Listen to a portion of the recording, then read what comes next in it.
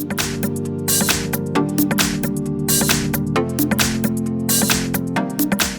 front of me is LG Velvet, and let me show you how to update apps on the following device. So first of all, just open your Play Store, tap on the More icon, go to My Apps and Games, and here you will notice all apps that can be updated. So you can either update one particular application by tapping on Update right next to its icon, or you can click on Update All and then all apps will be updated. At first, the latest version will be downloaded and then installed.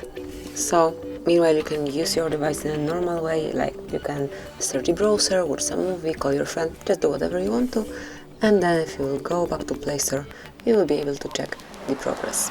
So this is it, that will be all. This is how you can update apps in your LG Velvet. Thanks for watching, please subscribe our channel and leave the thumbs up.